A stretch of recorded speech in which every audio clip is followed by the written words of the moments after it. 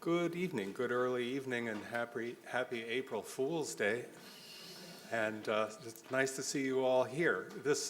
I'm Peter Bingham. I'm a professor of pediatrics and neurology and a past presenter at this nice event of Community Medical School. I always like to think about this event in connection with the original charter of the University of Vermont, which is that the university should be mindful of the needs of the region, of the state of Vermont and the residents and so forth. So it's so great to see you all here. And I'm asked also to announce this as the first, I think, in a series. It's been a yearly series. I understand that this event is a monthly event here in this hall. And so our first speaker and theme today is about sleep apnea. It's a problem that does certainly come up in the realm of both pediatrics and adult medicine. And we're so honored to have Dr. Garrick Appleby, who is the director of the Sleep Center at Fletcher Allen. The talk is More Than a Snore, Causes, Treatment, and Risks of Sleep Apnea, as you see here. And Dr. Appleby is an assistant professor of pediatrics and neurology, as well as the director of our sleep center. He got his MD from SUNY Buffalo, and then went on to do his pediatrics residency here at Fletcher Allen, and was the chief resident in pediatrics, a distinction among pediatric residents here. And then completed a fellowship in sleep medicine, working here with Dr. Haik Atarian. And Dr. Appleby has contributed in a number of ways academically as a scholar in the area of sleep medicine, publishing independent research reports and case reports, and co-authoring and authoring chapters in a number of textbooks, including the Pediatric 5-Minute Consult and the Clinical Handbook of Insomnia, which is recommended as a treatment for insomnia. And Indeed. It works in many levels. So we're so pleased to have Dr. Appleby here this evening, and I'll hand the podium to you. Thank you. That's all right. Well, thank you, Dr. Bingham. A lot of my patients, they sort of assume they come, the sleep center is in the neurology department, and so generally they come to me and they're booked under neurology, and we talk about their sleep problems, and then they say, so you're a neurologist too, right? Can I ask you about my numbness or tingling or whatever it might be? And I'm like, well, actually, I'm a pediatrician by training. So most people I see haven't seen a pediatrician in many, many years. And that's one of the neat things about sleep medicine, is that you can come into it from a lot of different fields. And I trained in pediatrics initially, but then went on to do adult and pediatric training. So I get to see people as pediatric patients, and then the young at heart as well. So thank you to Dr. Bingham and to the medical school for inviting me to talk about sleep apnea. Our objectives today are really to review the basics of sleep apnea, how it happens, why it happens, and who it happens to discuss the effects of sleep apnea, both on our general health, on our well-being, and on our day-to-day functioning. And then to really review the diagnostic testing and treatment options, which is always kind of where the latest and greatest information is coming from as far as how we're diagnosing and treating patients. Although, unfortunately, we haven't had any huge breakthroughs in that arena in the last 20 years or so. But I think a question that certainly my parents asked me when I said, I think I'm going to do a sleep medicine fellowship. They were like, what's sleep medicine? And I honestly, as a resident, thought that myself. Thankfully, I was seeing someone who was in neurology who later became my wife, and she explained to me what this field of sleep medicine was and got me interested in it. But I think a lot of people see a lot of press and news about sleep that probably 20 years ago they didn't see, because 20 years ago we didn't know quite as much about this condition. The truth is, sleep apnea is nothing new, and like most diagnoses, these problems have been around for centuries. It's just our ability to identify these problems and to make them into a condition or syndrome that we can then treat has been our job. So this is an excerpt relatively famous in the sleep world from a little-known author named Charles Dickens from the Pickwick Papers, and they're chatting about this boy who works at a 19th century diner, essentially. And he mentions the object that presented itself to the eyes of the astonished clerk was a boy, a wonderfully fat boy, habited as a serving lad, sitting upright on the mat with his eyes closed as if in sleep. And in chatting about this, the gentleman who's the proprietor of the establishment says, "Sleep? He's always asleep, goes on errands fast asleep, and snores as he waits at table." So pretty clearly, Dickens is making a correlation between significant obesity and daytime sleepiness, which it took another 50, 60 years to really codify into a relationship. So you look at Dickens and Shakespeare and a lot of early literature, and you can clearly see documentation of all sorts of different illnesses, but it's taken us a while in the medical community kind of to catch up and to make these into diagnoses. But in the late 1800s, there were folks describing daytime sleepiness and relating it to upper airway obstruction, which we'll talk about a lot later. In the early 1900s, I actually borrowed from the Pickwick Papers and used the term Pickwickian to refer to people who are both sleepy and obese. We now use that not to refer to sleep apnea, but for people who have significant obesity leading to difficulties with proper air exchange at night. But that's still a term used in the medical community. And in the 30s, we started to recognize that there were consequences of sleep apnea beyond just being sleepy during the day, that it caused heart disease, lung disease, and other consequences.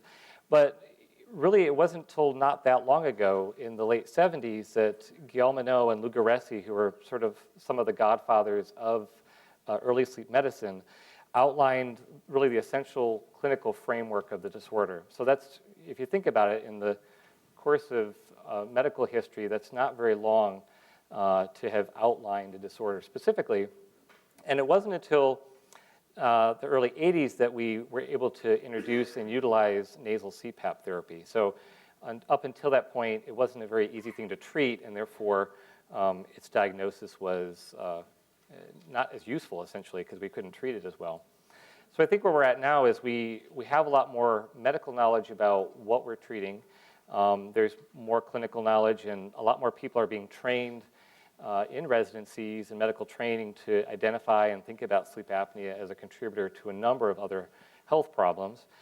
We have an increased technical ability to identify sleep apnea, to treat it.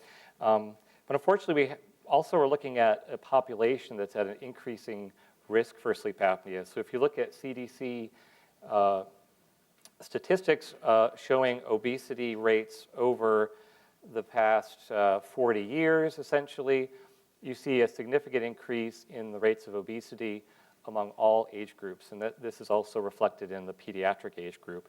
So we'll talk about obesity as a risk factor for sleep apnea, and it's certainly not the only risk factor, but if you look at our population and the way it's changing, it certainly makes sense that that there's an increasing risk for us at sleep apnea. So who is at risk for sleep apnea? Well, it occurs in all age groups, so pediatric and adult age groups.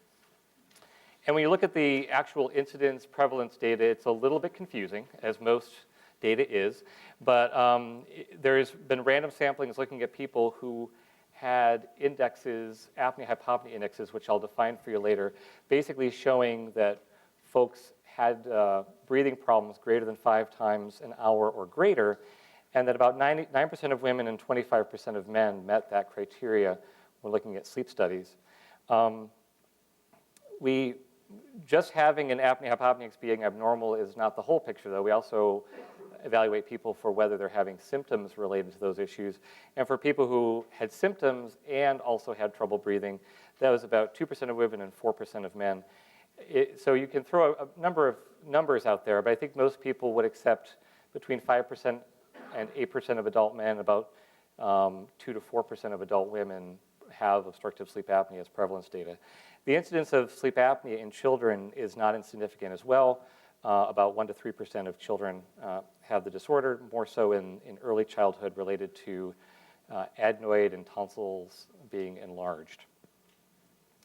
So I want to take a moment to pay homage to March Madness, even though we're not technically in March anymore, and talk a second about Shaquille O'Neal, because he, obviously the well-known famous ball player, did very well in college at LSU, and is just actually this year being inducted into the College Basketball Hall of Fame. Had 3 NBA championships with the Lakers and 1 extra with the Miami Heat. But one thing about Shaquille O'Neal is he's also 7 foot 1 inch tall, and at his fighting weight, as far as Wikipedia, he was 325 pounds. So I think that's probably maybe a little bit higher now that he's not actively engaged in sports, but I can't verify that. But Shaquille O'Neal also has sleep apnea. So I wanted to show you guys a short video that is put out by our colleagues at Harvard University, which I think sets the groundwork for sort of some of the diagnoses and personal experiences that individuals have with sleep apnea. So I'll have you listen to this for just a moment. I snore? Yeah. See, I don't know if I snore because I don't hear myself, so. Oh, he hears himself because sometimes it wakes him up. And he's like, baby, was I snoring? Yeah, you were snoring. It usually happens when he's on his back, and then he gets into that deep snore like it's deep. And then he stops. His chest would stop moving and everything, like he was not breathing. So I nudged him like, babe, wake up. And then he'd catch his breath. I'm like, dude, you just stopped breathing in your sleep. And I saved him.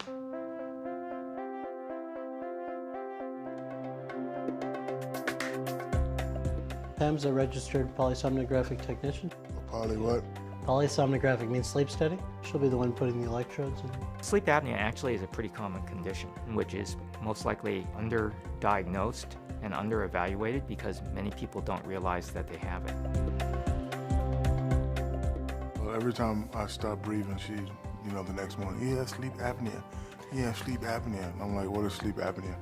Well, sleep apnea is a condition where a person is unable to get air into their lungs when they fall asleep. Every time the person stops breathing, they wake up. They stop breathing, they wake up. And that exposes the body to a myriad of really adverse stresses. And that does have consequences. Irritability, can't focus and maintain attention. They're unable to sleep in the same bedroom with their bed partner or spouse. There's about a 7-fold increased risk of motor vehicle accidents. It's linked with the obesity epidemic, to being linked with cardiovascular or heart disease. High rates of stroke, diabetes, and even mortality. And so now we got to fix it. Don't want to go out like that.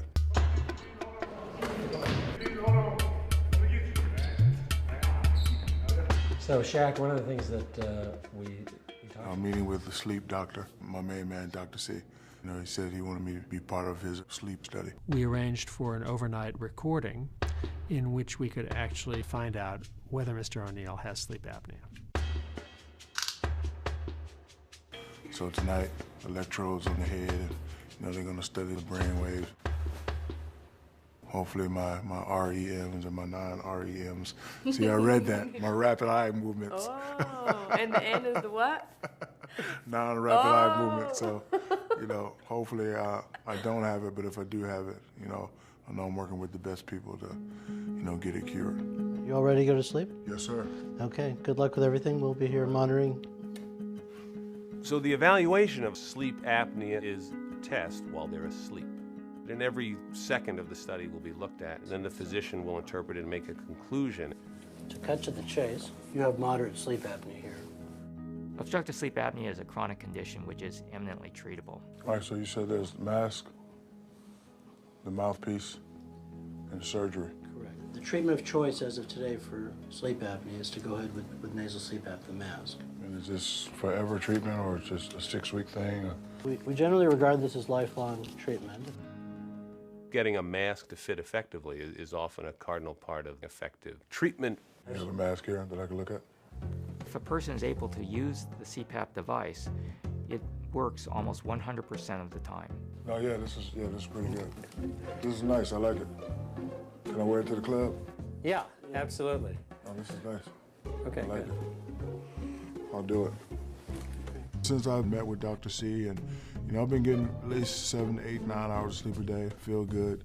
The weight is good. Got a lot of energy. The relationship is good at the house. Everything is working.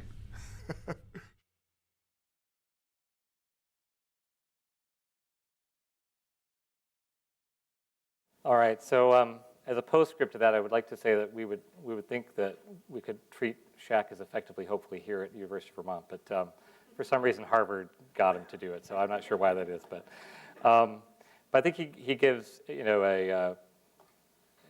a familiar face to what a lot of people come in with, and so we'll talk about you know, sort of some of the things that they've talked about, certainly, and I heard people gasping, particularly when they watched to see how a sleep study is run and how that would work. So, but I would assure you that most people do sleep during a sleep test, at least for part of it. So what exactly is sleep apnea? Well, apnea is a fancy old Greek term for stopping breathing. And so I've got an auto advance going on now. So essentially, an obstructive apnea is when there's a blockage in airflow in the back of the throat that doesn't allow air to get in and out properly when you're sleeping at night. A hypopnea is similar in that it's a partial blockage, but we identify those and are concerned about them if they lead to an awakening or an arousal, or if the partial blockage leads to your oxygen levels dropping during the night. There's also something we term upper airway resistance, which is again, a partial narrowing of the upper airway that seems to lead to arousal and sleep fragmentation. You may have heard the term central sleep apnea. That's when the brain doesn't actually tell you you should be breathing, and that's why you are not breathing, but it's very different from obstructive apnea. And we're not going to go into that too much today, but we can differentiate and evaluate for both of these based on a sleep study. And there's really a range of sleep disorder breathing. So about 50% or more of adult men snore regularly. So it's unfortunately a fact of life for men.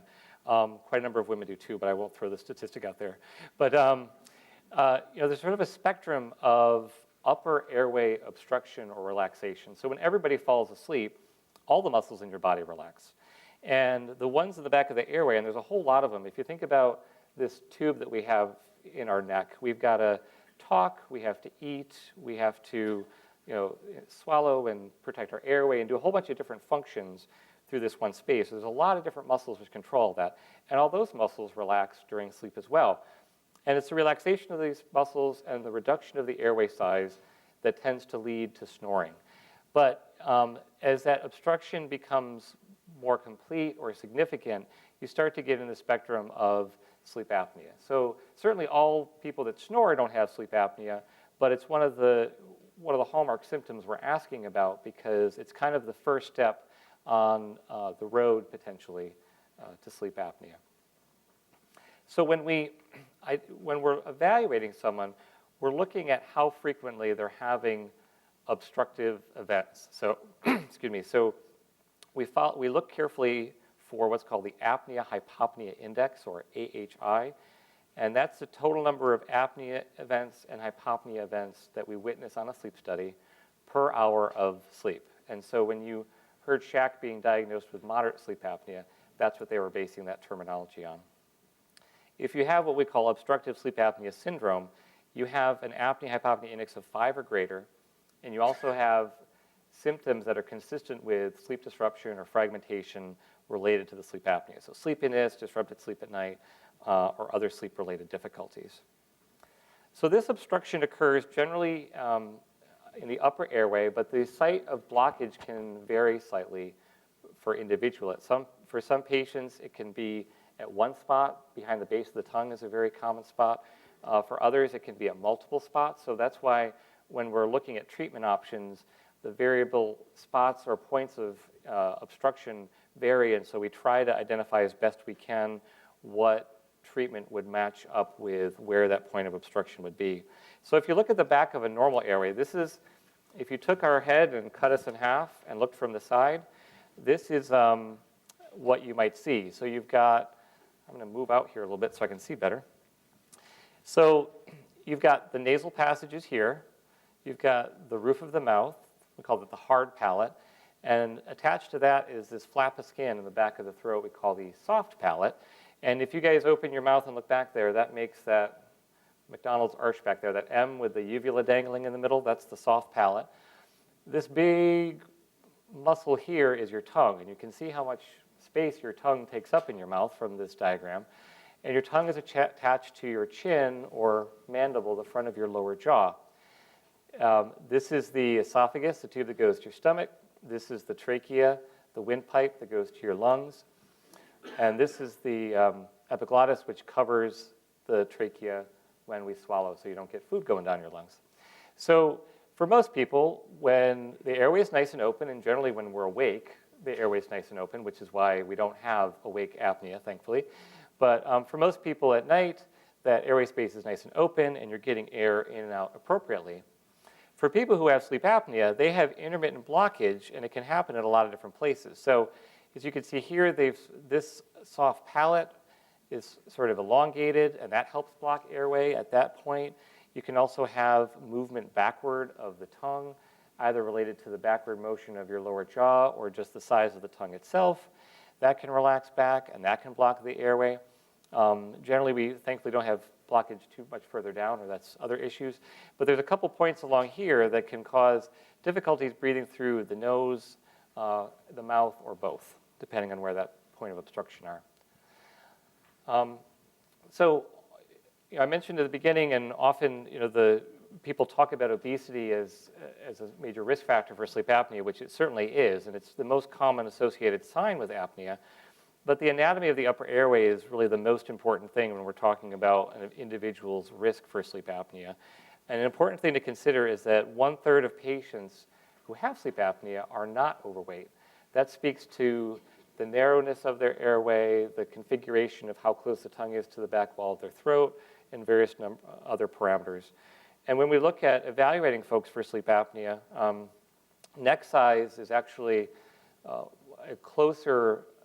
more closely identified risk factor to sleep apnea than is overall body weight or body mass index. This is one of the ways we monitor body weight.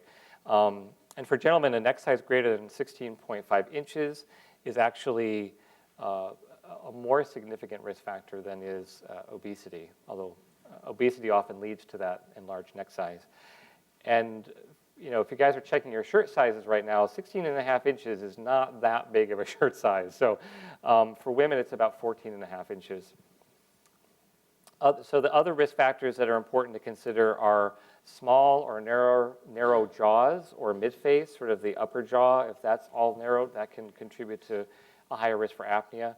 Tonsil size, especially in children, but also in adults, is important to think about because they can cause blockage and obstruction. The size of the tongue itself.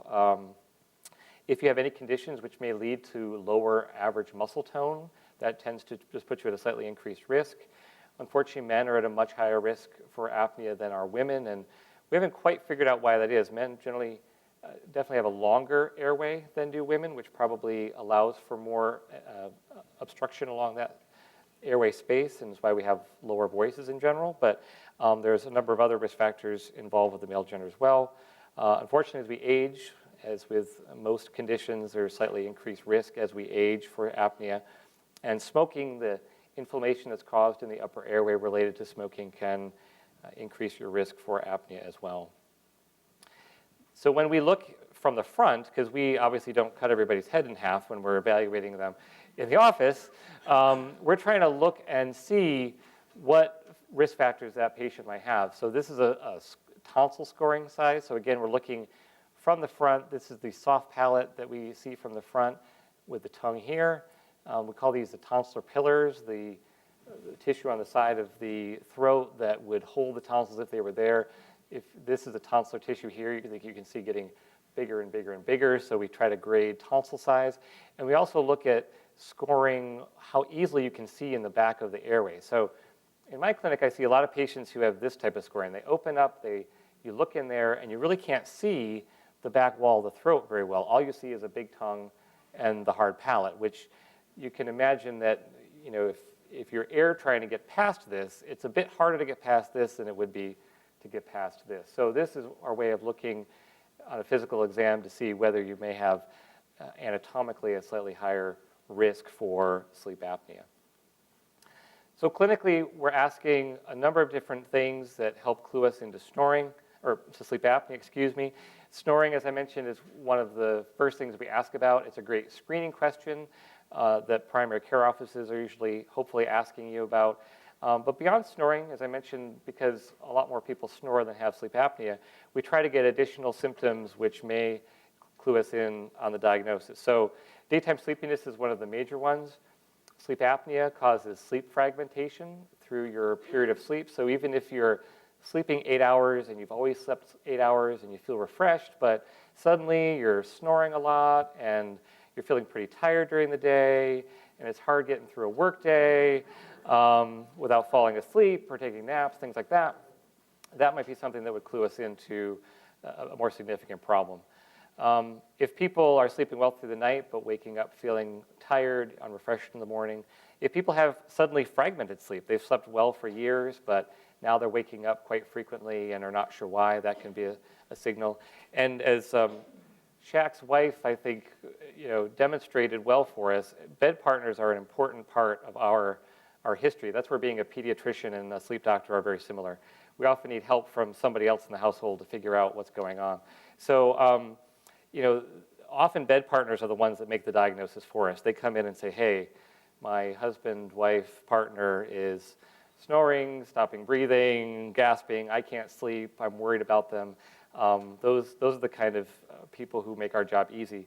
But they can witness the apneic episodes themselves, so snoring followed by kind of a pause, and often the bed partners are concerned that they're not breathing at all, and then a sudden sort of snort or gasping sound. They can witness very restless sleep, frequent body movements, sleeping in unusual positions, things like that as well, which can clue us in. Additionally, sleep apnea, and we'll talk more about this, contributes to a lot of other health issues and symptoms that can influence people day to day. People tend to be more irritable. They can report depressed mood because they're not sleeping well. They can have memory and concentration difficulties, which is important to ask about. Essentially, if people just really aren't making good choices during the day, that might be a problem. Headaches in the morning when they wake up, sort of new bedwetting, especially for adults. That can be a sort of secondary sign of the fragmentation and that occurs during sleep with sleep apnea. Impotence, reduced libido, new nocturnal heartburn that's waking people up at night. When you have a blockage in the upper airway but are still trying to breathe against that blockage, that can cause increased pressure on your belly, which can worsen reflux in folks who have that problem already. Really heavy nighttime sweating episodes, that can also be a sort of a relative indication of sleep apnea. So combined with all these things in our evaluation, we try to figure out whether or not they need a sleep test to try to help us figure out whether the individual has sleep apnea or not. So you saw Shaq undergoing what we can term an attended polysomnogram, which is a big word. Basically, I don't know why they came up with that fancy word, but basically means we're monitoring a whole bunch of stuff while you sleep. We always call it a sleep study. But we're looking at a number of different physiologic variables which help us figure out for people what's going on. We look at EEG, or brain waves, to help figure out what stage of sleep they're in and whether they're asleep or not. Eye movements, which also help us figure out what stage of sleep we're in. Shaq mentioned rapid eye movement sleep. That's when you dream. We can help determine that based on your eye movements at night. Electromyography, or EMG readings that look for muscle movement, generally in the legs. Oxygen levels. Airflow is very important. There's sensors under the nose and in front of the mouth that detect airflow. And chest and abdominal movements, which are important because they help us figure out whether you're trying to breathe or not during one of the apneic episodes, and that helps us differentiate between that central and obstructive component of apnea. Newer testing that's out there, our academy has called it what I think is kind of a not very sexy name, out-of-center sleep test. We generally call that the home sleep study. This is something you can take home, and it has a more limited number of parameters that it monitors, but essentially is looking again at airflow and respiratory effort and oxygen level saturation. So you saw Shaq hooked up, and this is another individual that you can see has the leads on the head, they're looking at EEG. The little sensor under the nose is to detect airflow. There are these big kind of rubber bands that go around the belly and the chest. Those are looking at abdominal and chest wall movements to look at respiratory effort. There's a pulse oximetry on the finger. There'd be a couple leads on the legs, which you cannot see. And there's, on the chest, there's an EKG monitor to look at your heart rate through the night. And so individuals come in the evening. They're hooked up by a trained sleep technologist to run the study. And then that technologist is in a separate room monitoring the computer and making sure all the leads stay on and that everything's going well during the night through the sleep test. And the next day, the technologist goes through and helps us score what happens, and we get to look at this polygraph, or lots of data that helps us determine and differentiate what's going on. So I'll orient you to what all these squiggly lines mean, but not too much that you're overwhelmed, hopefully, because I still get overwhelmed by this part especially. But we're looking at eye movements in this lead. These two leads are kind of blue leads. We're looking at EEG, so brain waves, and tells us what stage of sleep we're in these black leads. These flatline green leads are looking at muscle tone. This is a EKG, just a single lead EKG. It looks basically at heart rate and to make sure there aren't any abnormal heart rhythms. We're looking at, there's a little microphone that detects snoring. So if you see a little blip, that means there was a snore. We also do record a video, which helps us look at selective events, but I always ensure patients that we don't watch the whole video because that would take us 8 hours to do. And so we're not, it's really if there's an unusual event that occurs, we can review it again. These two, the T-flow and P-flow, are measures of airflow. Thor and ab mean thoracic and abdominal bands, which are looking at respiratory effort. These two leads are looking at oxygen levels. These are leg leads looking at movements, and we won't talk too much about these because they're not important. But the important thing that you can see, there are these big things marked hypopnea and apnea. And I'll try to convince you that this person has breathing problems at night. So coming into it here, you can't really see what's going on, but here you see kind of a rescue breathing of 3 or 4 breaths from what was a reduction in their breathing. So they snort and they make sound and they start breathing, and then they stop breathing. You can see that it goes down significantly, the amplitude of this graph here. And you see that the snoring kind of goes away because there isn't as much airflow coming through. And a little while goes by. Take my word for it, their brain woke up for about 3 seconds here. So they wake briefly. They take big rescue breaths. And you see down here, there's these big dips in the oxygen levels going on that recover as you take more breaths, and they dip back down as the obstruction or blockage occurs. So these hypopneas are still a little bit of respiratory effort, so that's why we termed it a hypopnea. It wasn't a complete blockage. We call this an apnea because there's really no airflow coming through, leading to the arousal and the oxygen desaturation. So we'll talk about later why having this pattern of oxygen desaturation and arousal so often is not good for you. If you'll also note and kind of squint here, you can see that the heart rate, you can see that the space between the little bumps, which represent the heartbeat, spaces out here, and then it kind of gets a little bit faster here. So with each of these arousals and kind of rebreathing episodes, your heart rate speeds up, and then it slows down, and then it speeds up, and it slows down. So it leads to problems for your heart down the road, which we'll talk about. Questions about this graph? Because it's there's a lot of stuff on it. No. So the home sleep test, as I mentioned, is very similar. It just has less stuff that you have to be attached to, which, depending on who you ask, is a good or a bad thing. I think it's great for patients. Sometimes we get used to tons of data, and we like to know exactly when someone fell asleep and exactly when someone woke up. So we're always a bit more squeamish about the home sleep testing. But for patients who are good candidates for it, who don't have a lot of other medical problems, we can diagnose people very well. So here you see there's none of the stuff on the head because we're not monitoring whether they're sleeping or not. There is the little sensor under the nose. There's still the rubber bands on the chest and the belly. The little unit itself detects body position, so it can tell if you're moving on your back or your side. And there's the pulse oximetry monitor there. And so the graphic that we look at the next day from one of these is a little bit more limited, but you can still see that here the airflow channels, and here are the effort channels. You can still see a reduction in airflow here related to oxygen desaturation here.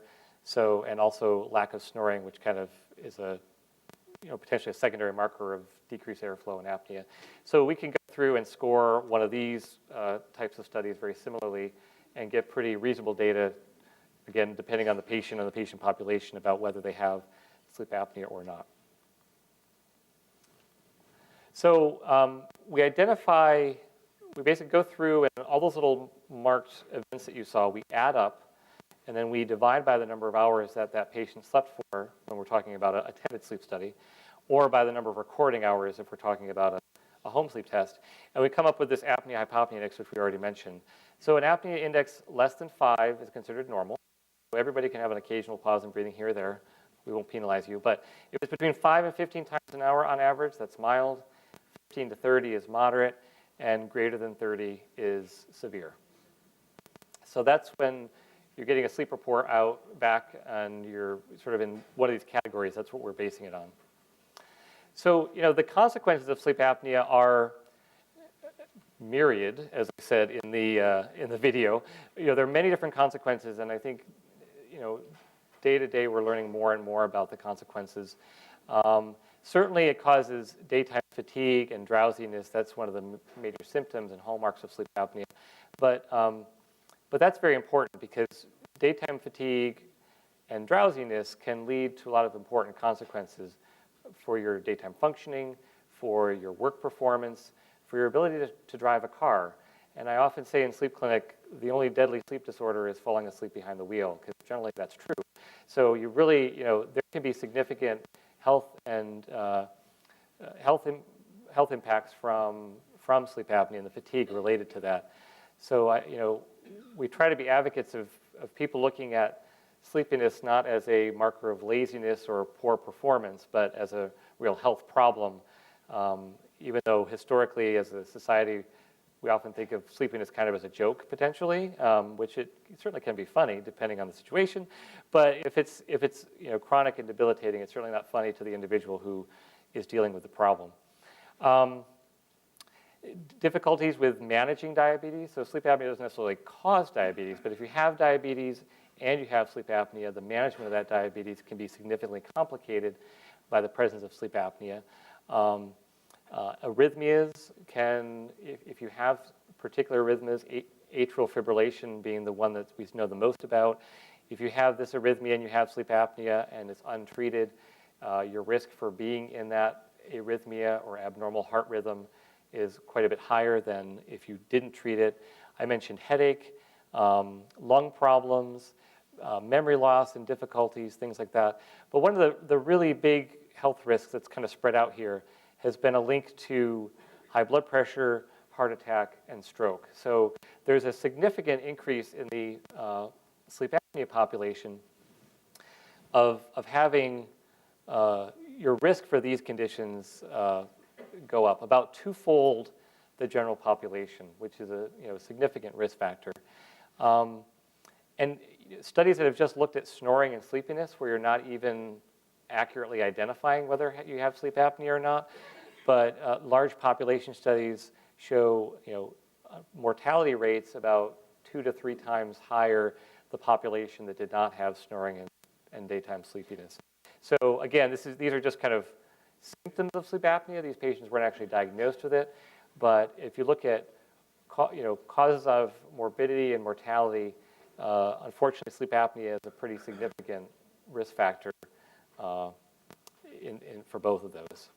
So why is that? Well, you saw that there's these little blips or awakenings that occur periodically when your brain is essentially arousing and reminding you to take a breath. So those frequent arousals which occur impact your heart function. So as I mentioned, your heart is speeding up and slowing down. And the heart itself will do that on its own in response to the breathing problem. So your heart's working overtime, and you're having a release of all these chemical mediators, kind of for your fight or flight mechanism. So we call it the sympathetic nervous system. So this is the nervous system that kind of cranks you up and tells you need to get going. The problem is you're supposed to be calmly sleeping at night, regenerating, rejuvenating, and you've got these intermittent signals that something's wrong, that you should be doing something about things, but of course you're not really able to do that. And when you combine all these factors together, your risk for atherosclerosis, so that's when you have this deposition of fatty kind of tissue along the linings of your arteries, that increases related to other issues going on, and causes the increased risk for the heart and heart disease, stroke, and high blood pressure that we see. So pretty significant impacts from something that occurs intermittently at nighttime. So how exactly do we treat this? Now this is always the most, often to our patients, the most important and interesting thing to talk about, because they're going to have to deal with whatever the treatment options are. And they talked mostly about the different ones in the video pretty well. But certainly if the patient is overweight, weight loss may be an important part of the treatment for them. I mentioned that not everyone who comes in with apnea is overweight, but if someone is overweight, people can lose enough weight to be fully treated when it comes to their sleep apnea. The problem is, as anybody who's tried to lose weight knows, it's not very easy to do. And often, especially in the context of having sleep apnea, when you already have likely a number of factors working against you, like you're tired and you're sleepy, and there's pretty good evidence that you've got various hormonal interactions which are helping prevent you from losing weight. It can be difficult to just say, oh, go lose 50 pounds and everything will be okay. So often we're left trying to use weight loss in addition to some other treatment option, which generally is positive airway pressure or PAP therapy. This is one of our most used treatments because it's really the most effective thing for all comers, and we'll talk about why that is. We have Oralmandibular Advancement devices, which help move the lower jaw forward and get the tongue out of the way. We have a number of surgical interventions. We have positional devices, which keep people in certain positions, which can be helpful at night. And then there's one or two other things that we'll talk about. So what generally doesn't work, unfortunately, breathe right strips. We get this question a lot. Just get a pack of those breathe right strips. Is my apnea going to be cured? No, short answer. So opening up nasal passages can help with snoring, and it might be important for your treatment of apnea along with something else, but unfortunately it generally doesn't work on its own. You may have seen advertised kind of over-the-counter or things you can get off the internet for snoring. These are devices that you wear on your teeth. They're kind of prefabricated and sent to you, and you pop them in. And they work similarly to the devices which we'll talk about in a second, but they're not FDA approved, and generally because they're not placed by a dentist and they're not followed as closely, they really aren't a good treatment option for apnea. And there's been, certain websites, I won't name who, look at herbals and aromatherapies and things like that for apnea. Unfortunately, we haven't found anything in that line that is effective. Also, unfortunately, which doesn't work is just having the bed partner leave. And it works for the bed partner in that they don't hear what's going on, and they're in a different room. But for the patient themselves, unfortunately, that's not a very good treatment option. But by the time we see patients, generally the rate of separate bedrooms or separate sleeping areas is pretty high. So one of our goals of treatment is to have couples happy and back together in the same room. So back to positive airway pressure therapy. So what these are essentially are little air compressor devices that have a lot of fancy modalities that we can use. But the upshot is they deliver a set pressurized air to the back of the airway, and that helps splint or open up that airway space so that that airway space is kept open. So it utilizes regular room air, so there's no oxygen involved. It's just the fact that the air is pressurized helps open up that airway space. I often describe to patients that if you took a rubber straw that was collapsible, if one person on one end sucked in hard enough, they could make that straw close. If another person on the other end was blowing into that straw while the other person was trying to suck in, it would be a lot harder to make that straw collapse. So the negative pressure that we use to draw air in from the outside to fill our lungs is counteracted by the positive pressure of the machine and keeps the airway space open. It's very effective for all comers because no matter where the point of blockage in your airway is that we talked about before, you're going to open it up. You're going to open up nasal blockage, soft palate blockage, tongue blockage. As long as you have enough pressure, most everybody we can open up enough so it's working well. There's two slightly different modalities. You may have heard of CPAP is called continuous positive airway pressure. That means we have one set pressure going in the whole time. BiPAP is bi-level, so the air that you're breathing in is slightly higher than the air you breathe out against. Most people, unless they're at really high pressure settings, don't need BiPAP. We also use it in patients who have muscle tone issues and other health conditions which help, but for the most part, people are on CPAP therapy.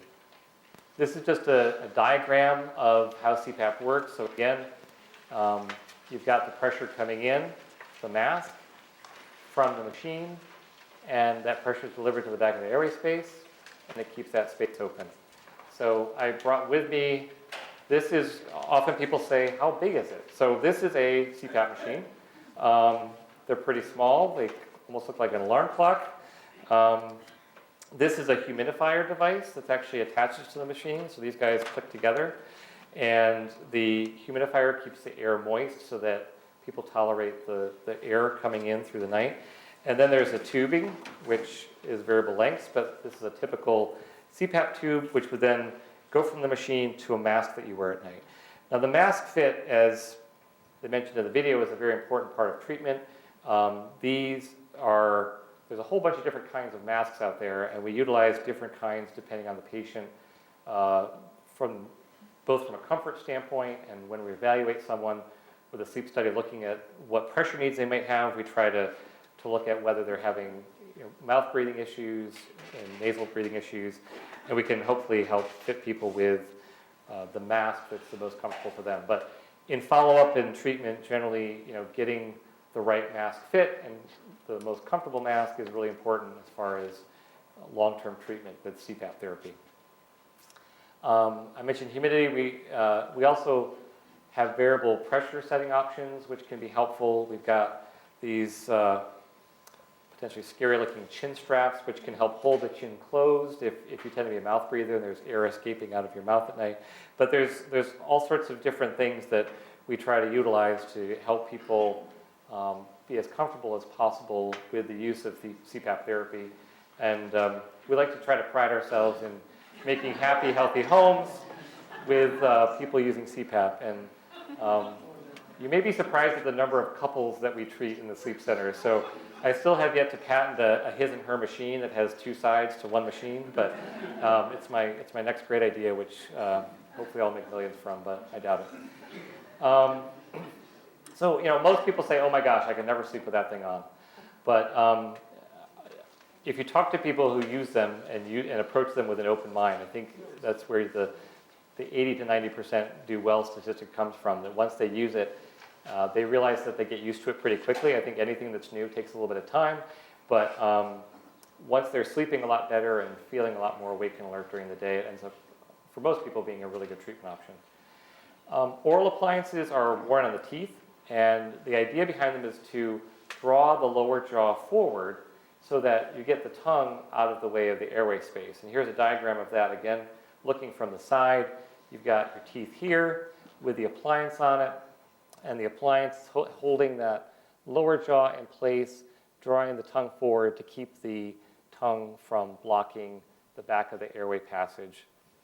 So these devices are generally, well, they're always placed by a dentist. So a dentist would see you, they would take impressions of your teeth, and then you would have this sort of retainer type device that you would pop in at night. And there's a number of different mechanisms by how they work, but there's either a little hook or bars that keep the lower jaw held slightly forward to allow that to work at night.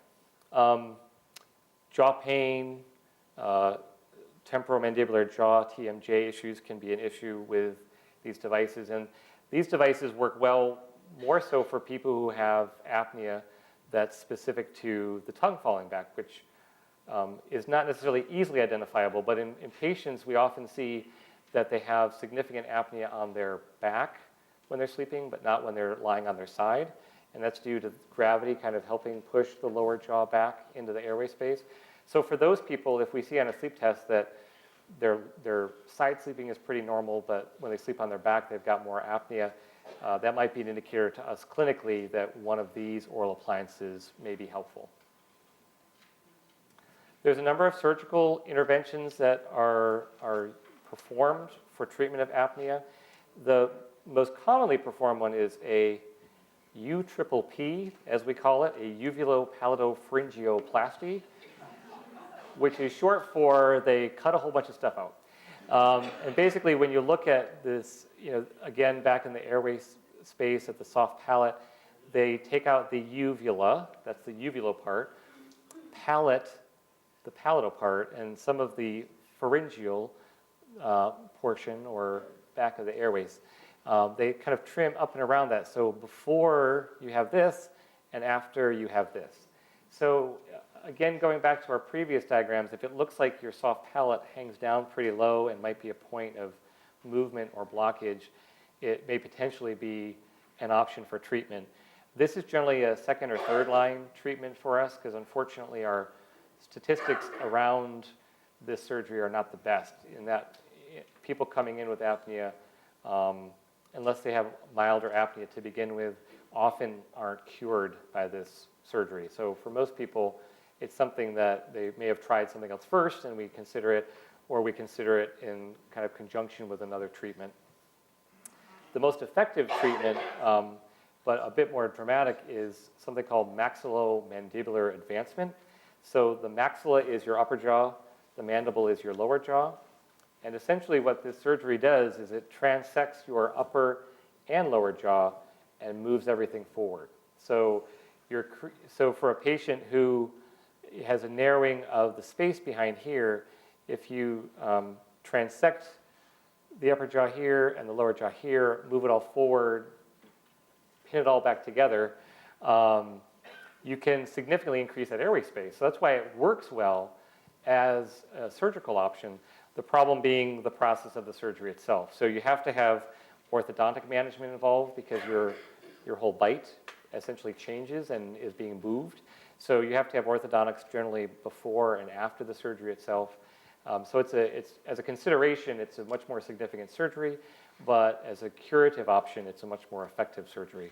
So we tend not to send a lot of people for this surgery, but if nothing else has worked and they seem to be, from an anatomy standpoint, a good candidate, this is an option. Positional devices can work for those people that I mentioned that primarily have apnea on their back but not on their side. There's the old tennis ball sewn to the back of a t-shirt trick. They have, I brought some examples. They've got companies that sell similar things. So it looks like a regular t-shirt from the front, but have these sort of bumpers in the back that help make it uncomfortable for when you go on your side. Or they have these devices that you strap around yourself that have something on the back so that, again, if you're on your side, you're less apt to move to your back. Because most people can't reliably tell when they're on their back when they're sleeping because they're asleep. So unless they've got a bed partner helping to push them, which is what a lot of people end up doing a lot of their nights who sleep next to someone with apnea, one of these devices can hopefully take over that job and help keep them in a lateral or side position and alleviate some of their apnea. There's a pretty heavy push a couple of years ago for a new device called ProVent. These are little, they look like little Bandaids that go into the nostrils. They essentially act as a kind of a dam system. They increase the resistance against your breathing out through your nose, and that the pressure of the increased resistance sort of builds up so that in the back of your throat there's a little bit more pressure to help hold open that space. The difficulty is that you have to keep your mouth closed for this to work, and keeping your mouth closed and breathing out against a little bit of resistance can be a bit uncomfortable. So for milder apnea, it may be an option, but it hasn't taken the world as much by storm as we thought it may as far as a treatment option. And in the future, there's now, this is going through, it's actually performed in Europe, but we're getting FDA approval here in the States to have another surgical intervention where they actually implant a hypoglossal nerve stimulator. So the hypoglossal nerve is the main nerve that supplies your tongue. So by stimulating that nerve and making the tongue more taut, it again will draw the tongue up and away from the back of the airway space. So this is a little implanted device. It's actually attached to the hypoglossal nerve, which in rhythm with your breathing will give pulses of stimulation to help keep the tongue out of the back of the airway space. So this is still in development. You can't come to our center and get this implanted. I apologize, but just showing you some kind of future options that we're looking at for treatment. So, so our conclusions are that sleep apnea is a really common condition, and it does contribute to significant morbidity and mortality.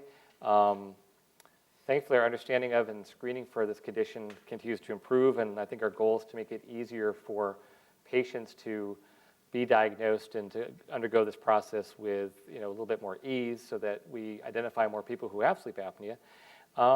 And it is treatable. So treatment really does improve health and daytime functioning. So it's important both to recognize this disorder and to treat it for good long-term health. And thankfully, right in your back door, you have a fantastic sleep center that can help you with this problem. We call ourselves the Vermont Regional Sleep Center, but we are part of Fletcher Allen and the University of Vermont. We are accredited by the American Academy of Sleep Medicine, which is our governing body. We see patients down at the University Health Center, but we do most of our sleep studies over at the Sheraton Hotel, actually. We rent out a bank of rooms there. We hopefully make it a more familiar environment, at least, when you're getting all hooked up with electrodes to sleep in at night. We do have some spots in the main hospital for patients as well. But I certainly want to give credit to our team of physicians. We have a sleep psychologist as well who does in treatment for insomnia, which is the most common sleep disorder out there, which Dr. Atarian, my mentor, had talked to you all a number of years ago about. But we have a nurse and a number of sleep technologists which help us do what we do every day. We lean heavily on them working at night to make our job during the day work. So it's actually been widely thought that sleep medicine didn't really blossom as a field until physicians realized they should pay somebody to stay up all night and run the sleep study. So certainly we have to pay homage to them. And we've got a fantastic front office staff, which helps us out too. So I'll end there and open the floor to questions. So, yeah.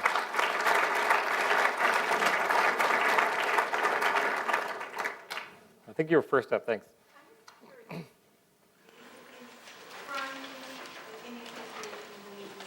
Yeah, so the question is teeth grinding associated with sleep apnea? And it is somewhat associated. It's thought that having apnea may increase your risk for teeth grinding, that maybe by grinding your teeth, you're actually trying to keep your jaw held forward a little bit. Certainly people who teeth grind that doesn't mean that they're at a significantly higher risk for apnea, but I have had patients who have teeth grinding. We diagnose apnea, and it does seem to get better. But there's not a lot we can do about teeth grinding other than have your dentist give you a mouth guard for it, unfortunately. But it may be a benefit of treating apnea if both are occurring at the same time. Yeah. Once you're diagnosed with sleep apnea and you're using a CPAP or a BiPAP, what is the method of monitoring in the future as you go down the road, or is it just one time and out? Yeah, that's a great question. So how do we monitor you once you're on therapy? Because generally we do a study which figures out what pressure settings would work best for you. What's great about the newer technology machines is we can download information from them. So they all have a little mini computer in them that can identify whether you're having apneas while you're using the machine. So we can tell exactly when you put the machine on and take it off, which insurance companies like to know too.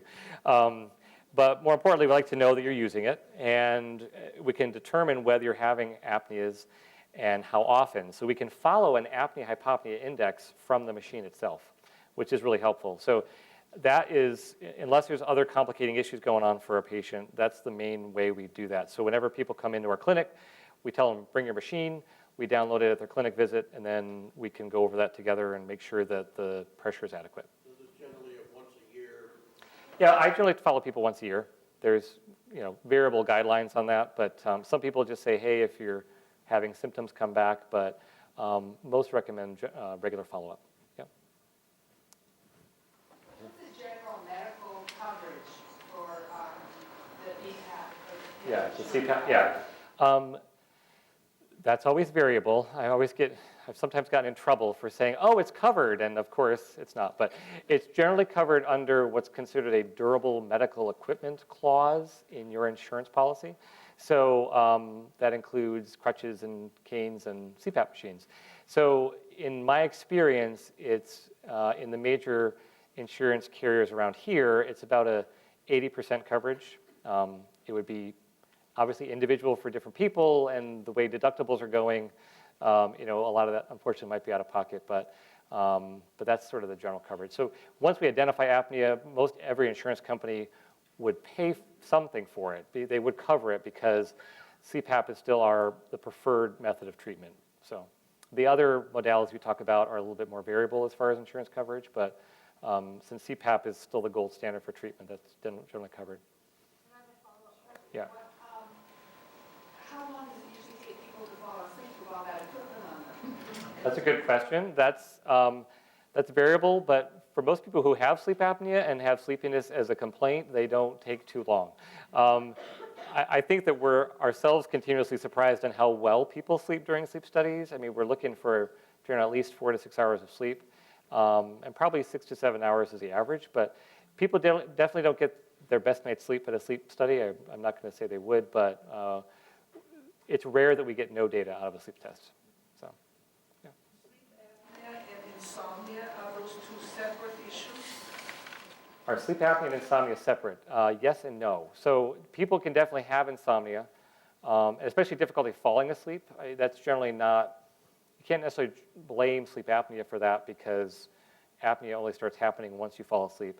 If you have what we term sleep maintenance insomnia, meaning you wake up a lot at night, that could be a potential symptom of sleep apnea. So sleep fragmentation, it can be related. Yeah. Does that answer your question? Or yeah. I'll go way in the back because I've been cheating the back door. I cannot remember a time when I was not sleeping. From the very beginning when I was a kid, my mom used to say, "Oh, what a sleepy head," and I can remember falling asleep at the table when I was 10 years old. You know, it's something that might be common for a 2-year-old, but not for a 10-year-old. Yeah. And over the years, I adapted different strategies so that I could get my schoolwork done, et cetera, et cetera. Later in life, about 7 years ago, I was diagnosed with sleep apnea. I've been on a CPAP machine. It has helped. It hasn't completely resolved the sleepiness, but it has definitely made a difference. It just makes me wonder if half a century ago, when I was, a 5-year-old, was I perhaps suffering from sleep apnea and no one thought to look for that? Maybe. Yeah, I don't, yeah. How common is childhood sleep apnea? Well, the stats are 1 to 3%.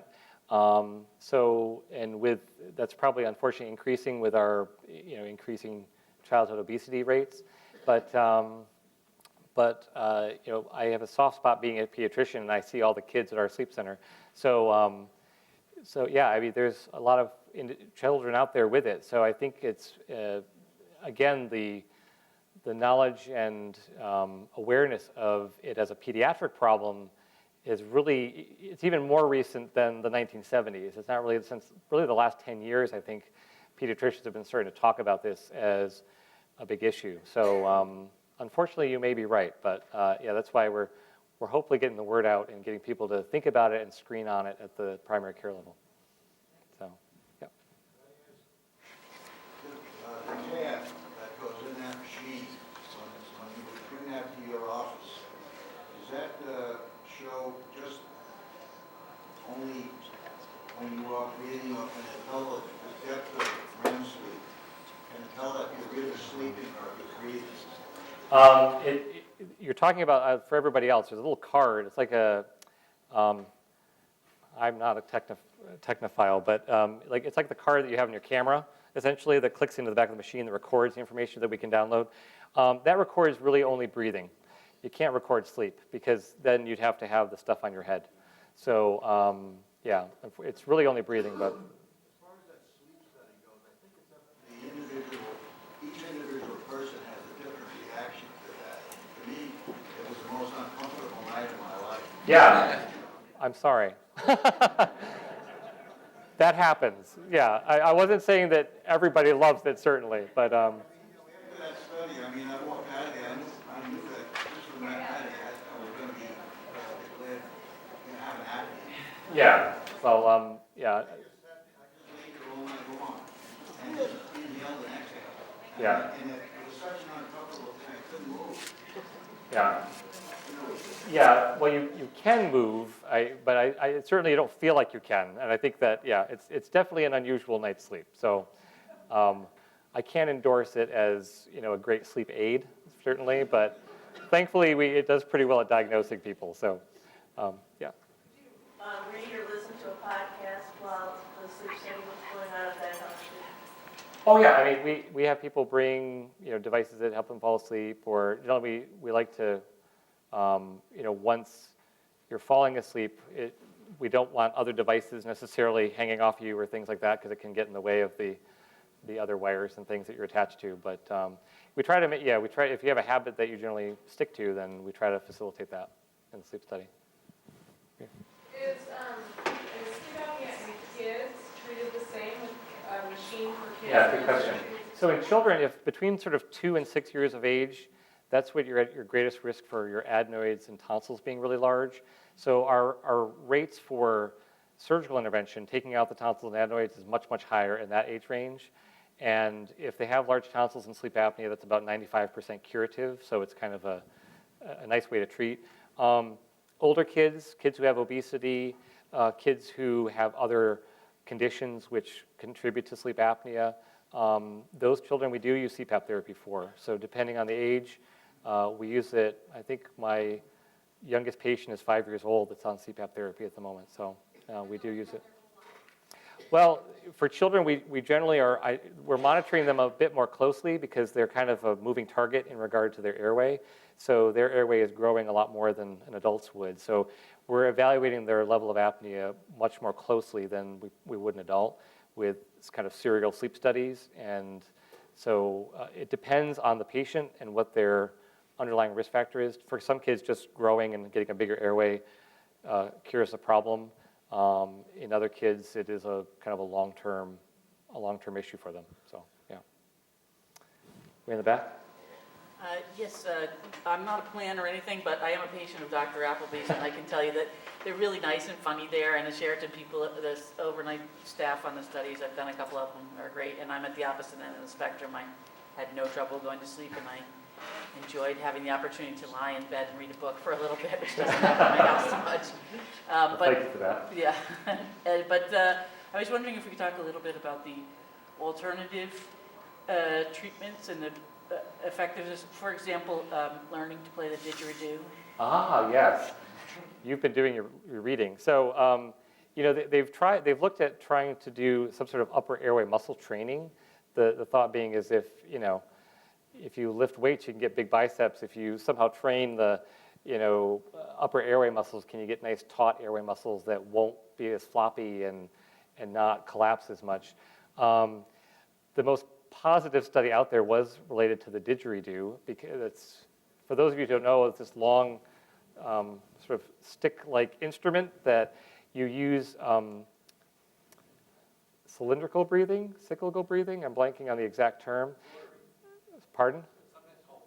Rotary breathing, yeah. So essentially you're breathing in and out at the same time or continuously through your nose and mouth. That breathing pattern is probably what was the most effective. Not necessarily that it was a didgeridoo that they were playing, but you generally need to do that to sustain the long notes that they use for that instrument. They've tried other vocal exercise training regimens, and no one's come up with a regimen that is sort of effective enough to call it a treatment at this point. So they are looking into things. We don't pass didgeridoos out to every patient, unfortunately, but because it's not an easy thing to do that type of breathing. But there is research looking into that. So, yeah. You have sleep apnea if you rarely snore.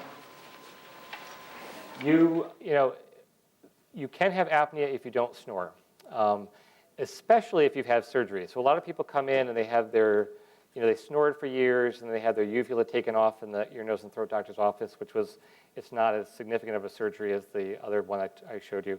So they tend to snore less, but it's much more rare, but it is a possibility. So we do, you want to look at the other symptoms then that people have. If you're sleepy and waking up a lot and all these other things, and you have potentially apneic episodes that have been witnessed, yet you don't snore a lot, you could potentially have apnea. It's just a little bit more rare.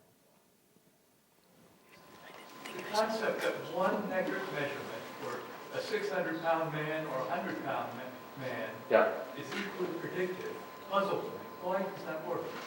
Well, it's probably because the neck size is more predictive probably because that's the area where the actual obstruction is happening. So when we gain weight everywhere, and you can actually look at sections of the neck on imaging that shows that you deposit fat along your airway, and that probably is what not only makes your neck thicker, but it contributes to the blockage and collapse of the airway.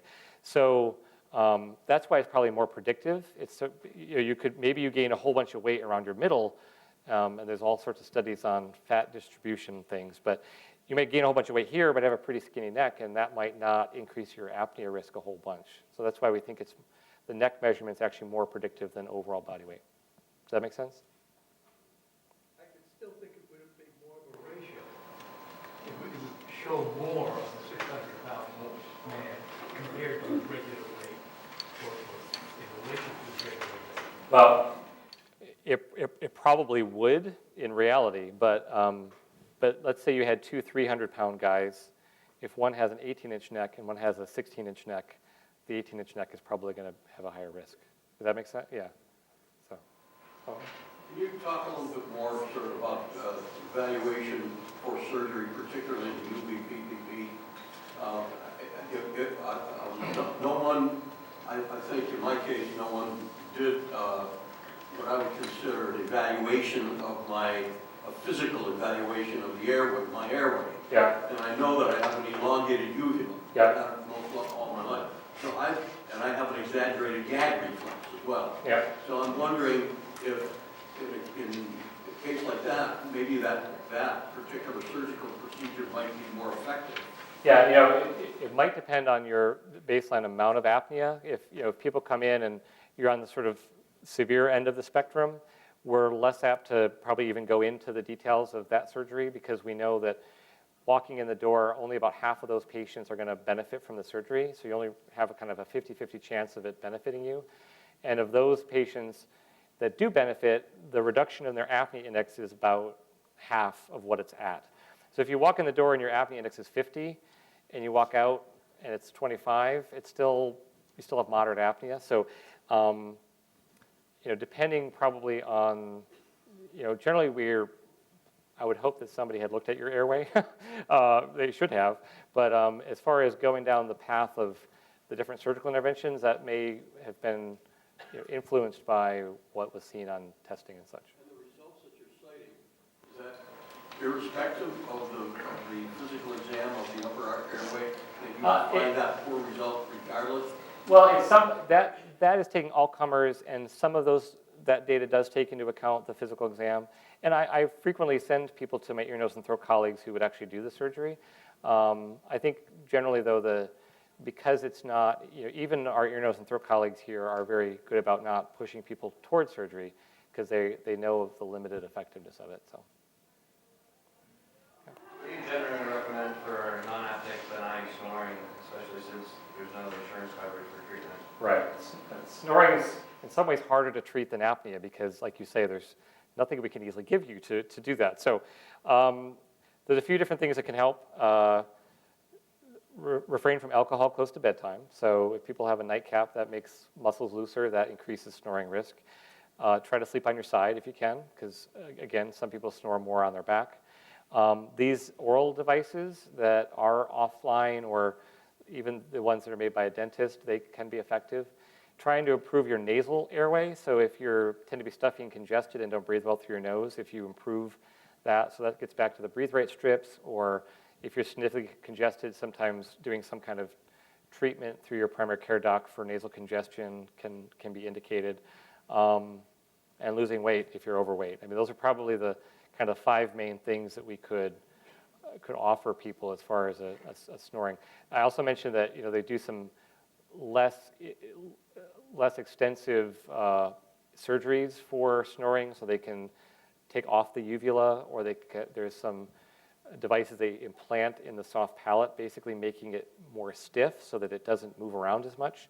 Snoring is essentially caused by the vibration of the soft tissues that are kind of hanging in the back of the throat. So if you stiffen those up, that can sometimes help snoring. But you're right, there's not a lot of things out there that are really available and certainly not covered by insurance for treatment of simple snoring, as we call it in the sleep world. I use a nasal mask, and I have a tendency to drive my head right into the pillow when I'm sleeping. So the exhaust, the flow isn't really going anywhere. Is that real bad for me? Yeah, it's tough to be a belly sleeper and have apnea and use a CPAP machine, because these are not, it's probably not super bad for you. There is an exhaust that allows air exchange, but you're also getting air from the machine, so probably not.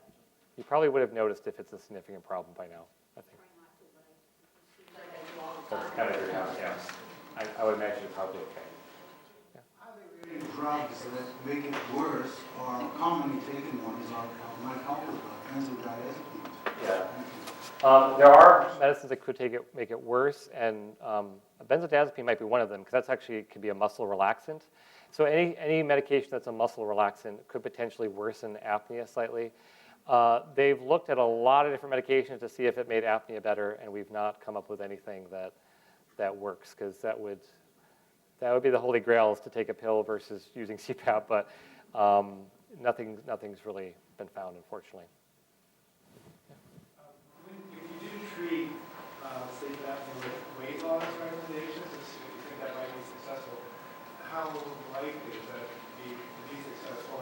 Yeah. Are there certain guidelines, a certain BMI or something? Well, yeah, there are, again, there's confusing statistics, but generally if you lose 10 to 20% of your current body weight, if you have apnea, you have on average a 20 to 30% reduction in your apnea severity. So, if you lose weight, it helps. I think, what's difficult is for us to look at a patient who has apnea and to tell them how much weight they need to lose, because some people come in and they say, hey, when I was 200 pounds, I didn't snore, life was good, I'm 250 now. We could probably say, well, let's try to get to 200 again. But a lot of people don't have that kind of knowledge of when the snoring and apnea may have started.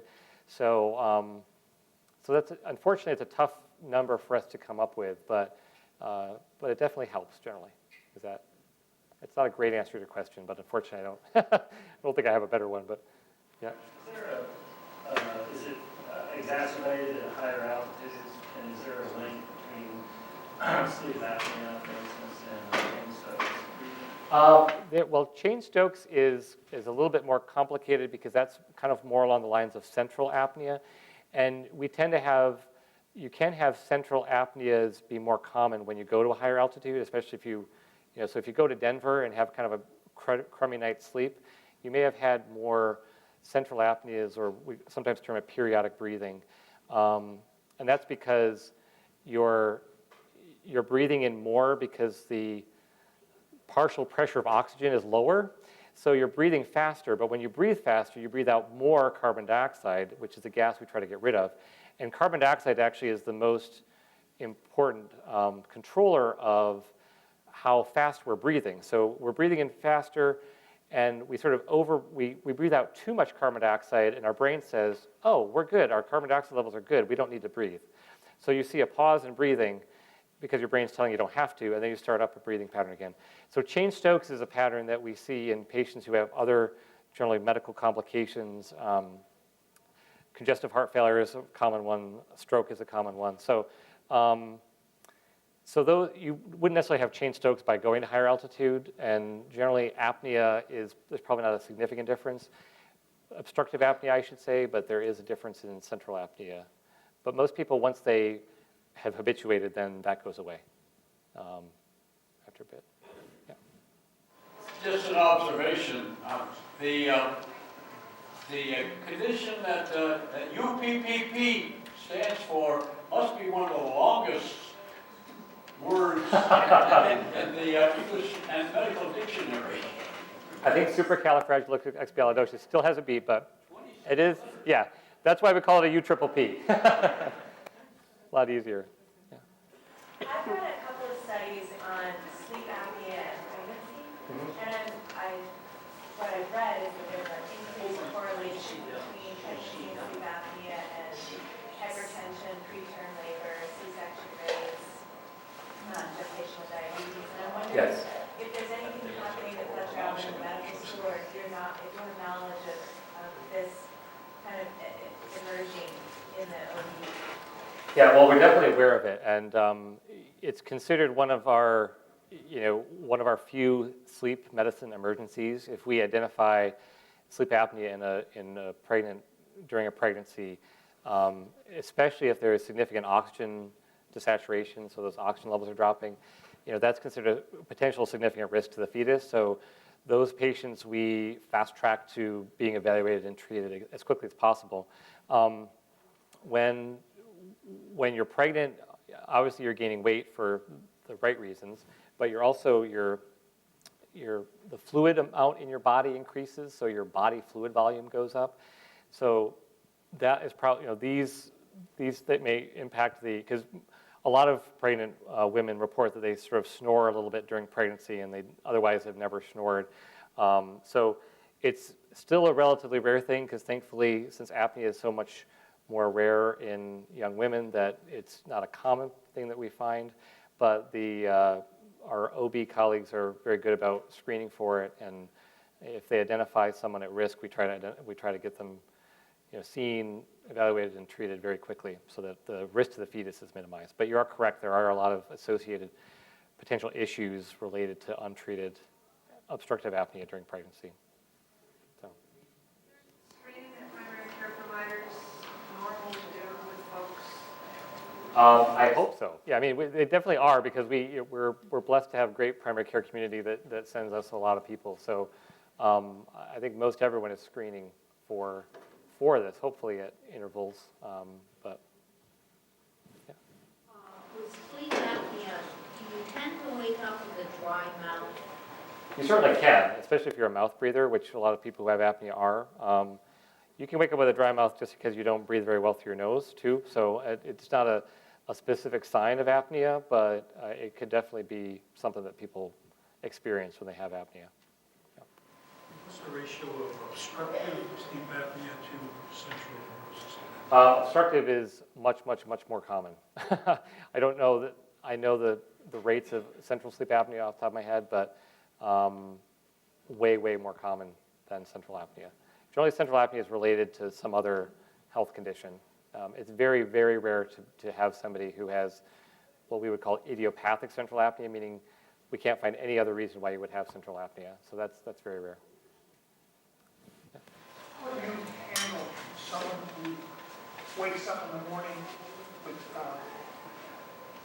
very dry sinuses, and your eyes feel as though somebody's trying to stand in after wearing a CPAP? Okay, I'm assuming you're wearing a CPAP mask. We would try to find a different mask for you to wear, basically. If that's happening, that would be an indication that there's mask leak happening, so that there's air escaping around the perimeter of the mask and probably blowing up into the eyes and things like that. Sinuses are a little bit tougher because if you have, hopefully one would have a humidifier on your machine, but some people do struggle with getting their sinuses pretty dried out. It's not as common as the mouth being dry because the sinuses have kind of a protective layer of hair and mucus. I mean, we're supposed to breathe through our nose, so it's less common, but that can sometimes be a challenge. But especially the eye issue, that would indicate maybe a mask leak problem that should be addressed. My machine says I don't have any major leaks. Yeah. What type is it, a full face mask or a nasal mask? It's a full face. Okay. I still would be suspect about that because that generally indicates a mask leak. And it might be pretty minor, but it might still be worth trying a different mask. Have there been any great design in the last couple of years because I'm someone who can't get a fit and has an eye problem. Yeah, I don't know if there's any breakthroughs. There's always 2 or 3 new masks every year, and we do see that they focus on certain troubles. You know, the nose and the bridge of the nose is always a challenge for people because everybody's nose is different, so getting a nice seal around the nose can be an issue. It moving at night and shifting can be an issue for most people. So there are new models that are continuously coming out. So, you know, there are variations on a theme, but for some people they do light upon a new mask that makes a significant difference for them, depending on. So I think it's, you know, that's one of the reasons too why we try to follow people up pretty regularly so that we can avail them of different mask options if they're having problems with their mask. If your rate changes, do you need to have your pressure checked, your reset, or Yeah, again. What determines when you need that adjustment? Yeah, well, that's where the newer machines are really helpful. So we can follow your apnea index, and you know if there's indications that you know that's changing your amount of apnea that's happening, that might be an indication to try a different pressure. A lot of times we're going on your symptoms too. For people who've lost significant amounts of weight, they often feel like the pressure's too much, and then we can reevaluate. But that's a little bit tougher because we're kind of going on your symptoms and your machine downloads. But if there's an inkling that you might need a lower pressure in particular, we can kind of reevaluate you for that. The other thing that can happen is if your pressure is too high, you can actually induce central apneas because you're kind of breathing too much for someone. So if we start seeing central apnea show up on your machine download, which it also records, then that might be something that would be an indicator. Yeah. On your why is that? The blood vessel there? Yeah. And you have fat deposits in the blood vessel?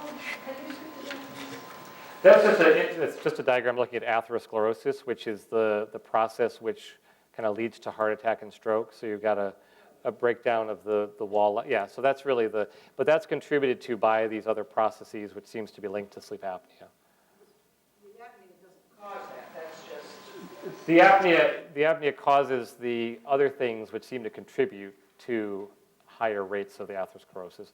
So it's a relative cause, but it's not a direct cause, but it's a relative risk increase related to the mechanisms behind both the heart rate changes and the release of these mediators which cause atherosclerosis to happen at faster rates. Because of not having enough oxygen?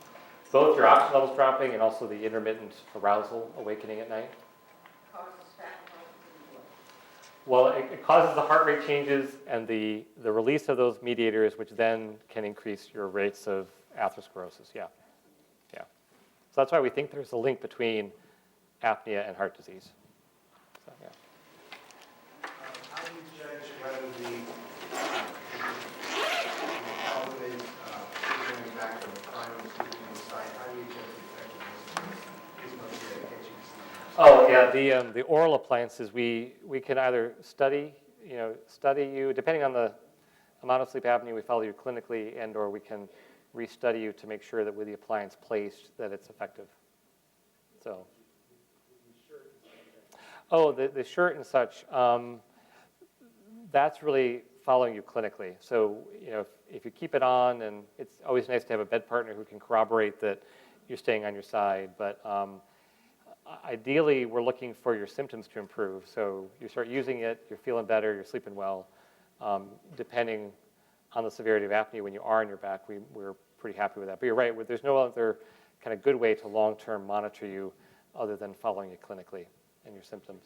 The portable one you take home at night, if you were to wear that, with that, without that. Yeah, the only issue with that is it would be one night's sleep. So you might know for that night whether it worked or not, but you wouldn't necessarily know.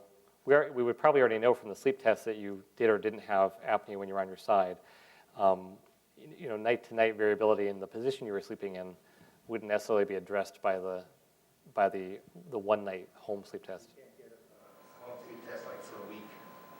Not generally, not right at the moment. But nobody's paying us for that, so it's not generally utilized in that way. But they're coming out with little gizmos that might actually allow us to do that in the future, but. Uh-oh, we have to, okay, I'm sorry, we have to stop questions, but thank you, everybody.